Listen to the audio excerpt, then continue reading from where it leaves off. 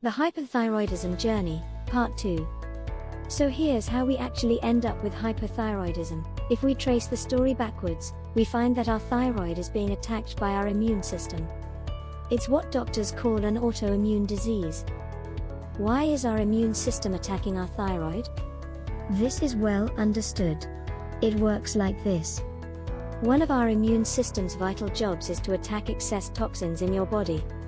Toxins-poisons, basically, in the body are natural and normal. A healthy body can handle them. Toxins come from both the food we eat and from the wider environment, chemicals from household cleaners, for example, or soaps and deodorants. But we must get rid of them from our bodies. They are dangerous if left unchecked. Various body systems do this, and our immune systems are one of those systems. Our immune system releases inflammatory cells to do the job of neutralizing and removing toxins. These inflammatory cells give rise to inflammation. Inflammation is simply blood, killer cells, liquids and so on, that rush to an area of the body to handle a wound or tackle bad bacteria. You'll experience inflammation in the redness and swelling of an insect bite, or a bad scratch or a stubbed toe. Heat, redness, swelling, that's your immune system working to fix a wound, and fight any possible infections. And when the job is done, the system relaxes, recuperates and is ready for the next fight. But there's a big problem here. It's known that our modern lives bring into our bodies amounts of toxic material that we often just can't deal with.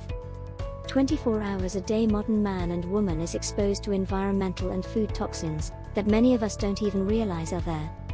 Which means the immune system's work is never ending. There's little let-up in the excess toxins it's forced to deal with. And on constant high alert and always being called into action, it becomes stressed and exhausted. Which leads to it making some serious mistakes. Most notably, it sends inflammatory cells everywhere, and they start to attack healthy body tissue.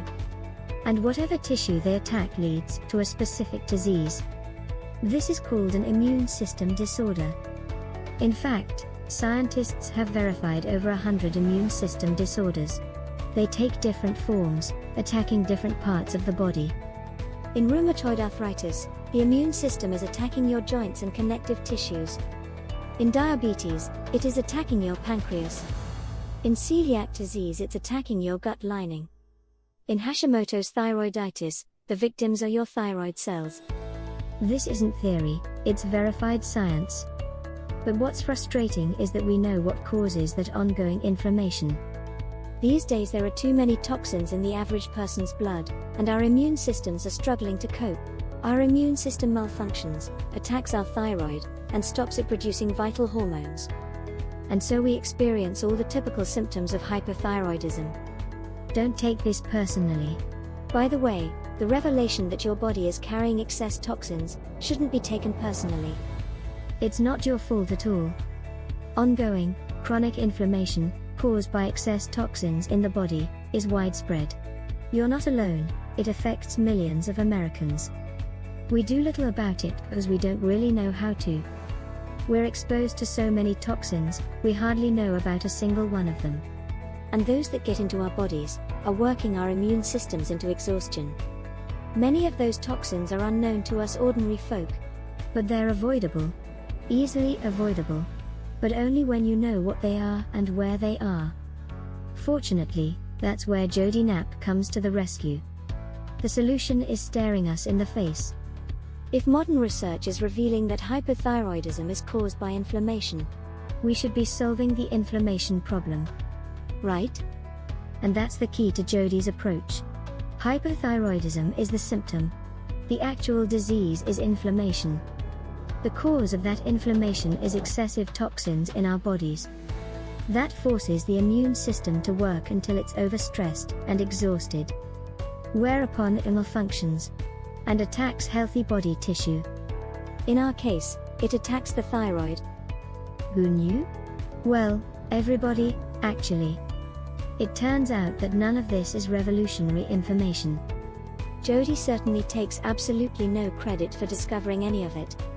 Medical science and academic research discovered the link between toxins, inflammation, and a whole host of apparently incurable diseases years ago. The trail from toxins to disease is well understood. But there's always a substantial time gap between what science finds out and what the health industry does about it. So when practitioners like Jodie focus on inflammation in order to remedy disease, they are simply following the science. And when she achieves the outstanding results that she achieves, it isn't because of some weird potions she cooked up, or because of strange rituals or weird incantations. It's researched, tested, validated science.